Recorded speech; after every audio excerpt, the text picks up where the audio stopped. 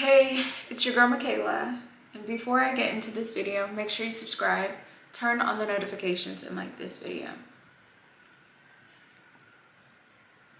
A lot of you have been wondering where I've been lately, and to be honest, I feel like, especially being a single mother, there's always something going on, right? A lot of the time, I feel like if I complain about the things I'm going through, if I don't have something really interesting for you guys to see, in my head, I just think, oh, these people really don't care to see what's going on in my day-to-day life. Usually when I post on social media, I try to make it look like I'm just always happy, always going through success, going to this concert, doing that. I'm backstage with this person. I met with this person, just making myself look so cool, But the last 6 months, to be honest, have been really hard for me. And I'm making this video because I feel like I'm such a vain person on the outside, but inside I'm like this, just such a different person, I'm gonna back this up and walk you through how I met two amazing people that really were there for me, helped change my perspective of life, who unfortunately have passed away in the last couple months. So, first person I want to talk about is P2. I met P2 in 2021 and he asked me if I wanted to collab, and I was like, sure, but I don't feel comfortable just like collabing with you. I want to get to know you. So like we went out to eat and I actually paid for the food, and he was shocked. He's like, what? I just never had a girl offer to pay before. And from there on, he was telling me that he saw me as a boss. He admired my work ethic, and I told him I had watched a lot of his videos and I had admired his. And I expressed to him that I felt stuck in a bubble where the only way I can make money is sexualizing myself and having men sexualize me. And he told me back then, because of that, he didn't want to work with me. So we didn't work together in 2021. We kept up our friendship because we had the same editor. His name is Marvin, where Marvin's like, Michaela, why don't you do videos with P2? And I was like, I don't think he wants to work with me. But I reached out to P2 and he's like, of course I'll work with you. He was like, I don't know why you stopped recording. I don't know why you stopped doing videos. Even if you're not getting enough views or the views that you feel like you should be getting, don't stop. Like, you'll figure it out again. And you're always gonna have to reinvent yourself. So he was telling me he created a new hairline, he got a hair transplant. He had a great idea for a clothing brand. So we were just doing a bunch of videos together, and he was like, I just want you to know, I'm not going to disrespect you in any way. I'm not going to make you feel uncomfortable. I want to treat you like a man should treat you, because you're my actual friend. You're not an object. And I want you to know that you're worth more than that. And he would talk to me about God. We would just talk about the future and our goals. And he also shared with me how much he really cared about this girl that he eventually made his girlfriend. Before P2 passed, he let me know that he was here for me. I was telling him how I needed to get my car fixed. So he gave me a contact for my car, and I was letting him know that I really wanted to start streaming. So he sent me a list of all these things to purchase, and I purchased them. He was like, Michaela, do you care about me? Like, do you really consider me your friend? And I was like, yeah. And he was like, I just need you to act more like a friend. I feel like you call me when you need me and you don't call me to check up on me. And I told him, I'm like, I'm sorry that you feel that way. I just don't want to bother you. And I'm so afraid of, like, you know, especially now that you're in a relationship, I don't want her to feel like I'm overstepping any boundaries. And he was like, no, don't feel like that. Just do better to be a better friend. And from him saying that, I realized that I'm in my head a lot. I don't like being vulnerable. And I don't ever want people to think like I'm bothering them. And I think that's also not just in my personal life, but even on social media. I always feel like my work has to be polished. I have to perceive to be a certain way. My makeup has to be done. I have to just be perfect. But sometimes thinking that about yourself may also ruin potential friendships and relationships. I almost lost P2 as a friend right before he died. And I apologized to him and was like, P2, I'm so sorry, and I'm just gonna do better. So right now I have a bunch of gaming equipment. I have no clue what to do with P2. And I lost somebody who actually told me about myself. I feel like nobody ever tells me about myself and tells me my worth. And he has a friend named Tony. And I called him when P2 passed, and Tony was like, I just want you to know he always said you were a boss. And he was so impressed how you did everything by yourself. And I just wish P2, I pray that when P2 passed, he knew how much he was loved, how many people are so grateful for him. He was always so inspiring. He never was negative. He didn't want to hear any negativity. He was a Christian.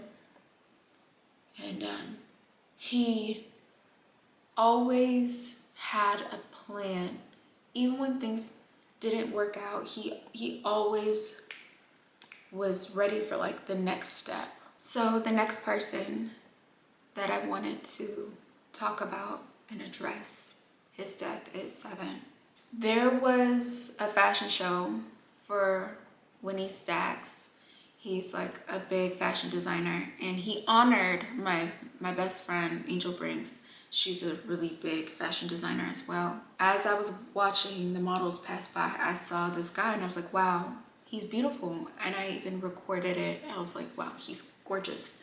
Does anybody know who he is? If you don't know, I actually help manage a lot of models, and I've just never seen somebody that was a male that looked that beautiful. So nobody I knew who he was. I asked Hazel E. I was like, you know him? I asked Angel, you know him? Rockstar, you know him? Nobody that I was around and came with knew who he was. Fast forward a couple months later, I was on Instagram and saw this guy sent me a DM, and he was like, hey, want to go with me to Boa Steakhouse? And I click on his page, and he was the guy that I thought was so beautiful. So immediately I linked up with him. We hit it off. We both had daughters that were the same age, and we just loved talking about business with each other. Seven told me that even though he knew a lot of people didn't give him game on how to run his business. So off the bat, we just clicked immediately, and he introduced me to his mom on the phone, and he was telling me how the only reason why he was working so hard was because he really wanted to save his mom's life. His mom needed and still needs a triple organ transplant. So that was something where regardless of how he felt morally about certain things and jobs that he did not care. He wanted to do anything to help make his mom's life better, to extend her life, and to make her happy. I started managing one of his pages, and luckily that was helping a lot. But he was in the process of recording a show. He was just doing a lot of really big things. He had a lot of stuff lined up. He passed before he could see a lot of the things he was doing come to light. But Seven was such a caring person. Within months of knowing me, he offered to help me and take care of me after having surgery. He oftentimes would acknowledge my daughter and just be there for me. I remember one time I had food poisoning, and regardless of me like being shitty, he just like was sitting on the phone with me because I was in another country, and he was just sitting on the phone with me and just making me feel better and looking up things I could take or things I could do to feel comfortable. He really loved his daughter. He really loved his sister. Because his mom is not in the best medical state. Because his mom is very sick, he took in his sister and was the best role model for her.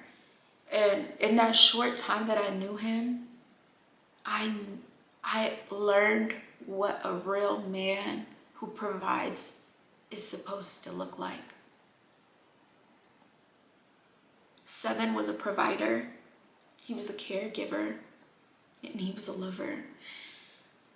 For those of you who have only learned of Seven, got to know him from that Zeus show, I would say what you should know about him that a lot of people don't know is that he was actually really humble and shy, and I don't even think he realized how handsome or charismatic or beautiful he really was. He was just so like humble and shy.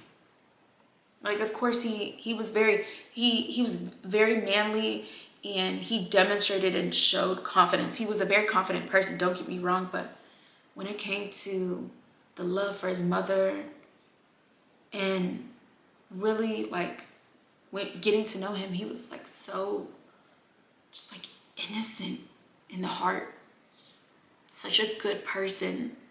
And he would talk about God as well. When I first started working with Seven, I'll never forget the phone call where Seven was like, I'm not gonna say this often, but I want to say thank you. You were right. I really appreciate everything that you're doing for me. For Savion, Seven, and Phil, B2. In both of their deaths, I happened to be at a concert. So I just think that's so crazy to me. And I feel like those two people really were good, humble, genuine people. And they got taken off the earth so early. Seven was only 24.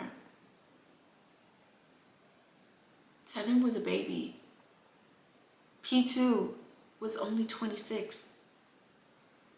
They were both so young, two men in their 20s.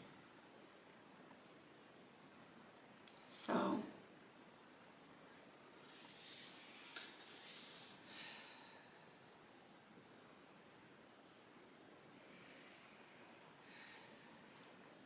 but I just wanted, before I do all these videos where I'm talking about just nonsense and I'm having fun and all this and that, I think it's important that I acknowledge two really good people that were really good to me. I feel like, I don't know why this is, but I feel like all the people that I really connect hard with, that I love, care about deeply, get taken off this earth really young. I'm still trying to figure out how to navigate death. I'm not really good at it. I kind of just pretend it never happened, or it just eats me up for a while, because I care and I love these people. It gives me hope that there is an afterlife, there's a heaven, there's a God. And I just pray that we get to see them again one day.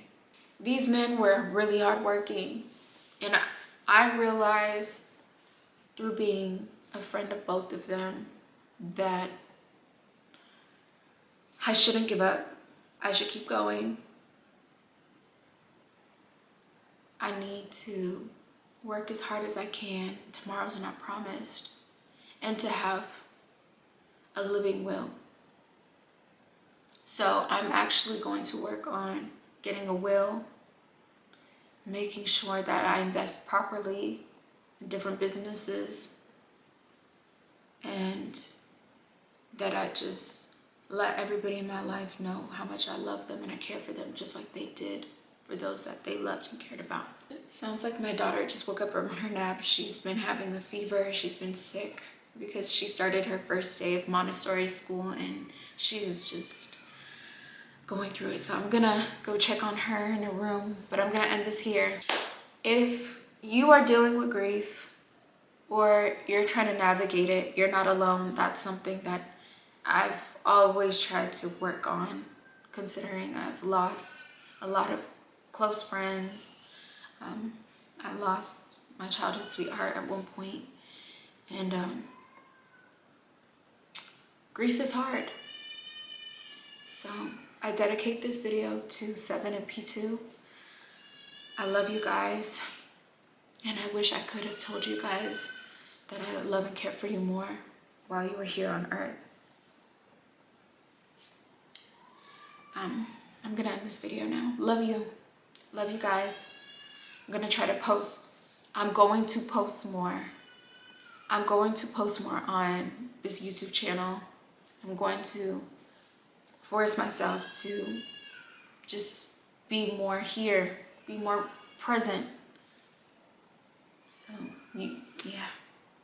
And remember, you're a boss. Bye.